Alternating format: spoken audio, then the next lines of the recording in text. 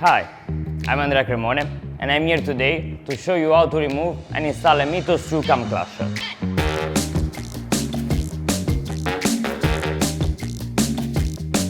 To perform this task, you will need a Phillips screwdriver, a small brush and a new Clump Crusher, only if the one in use is no longer usable, and a few minutes of work.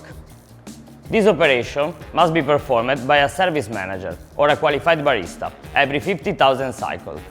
Let's start. To begin, remove the two little screws that lock the dispensing spout to the machine.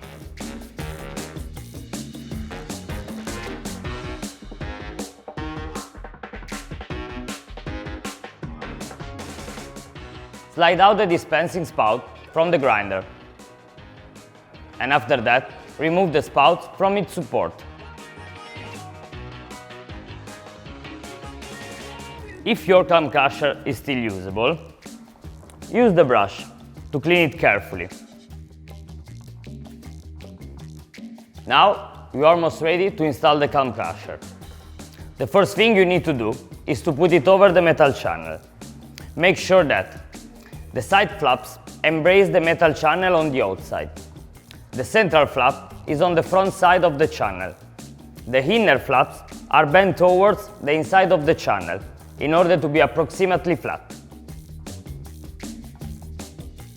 Now it's time to put back the Clump Crusher and the metal channel into the plastic cover. Align the Clump Crusher with the exit chute and fit back into the grinder, starting from the crack on the back.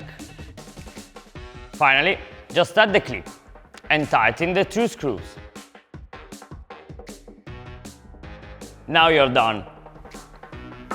Thanks for watching, and remember to subscribe to this YouTube channel for more Victoria Arduino's how-to videos.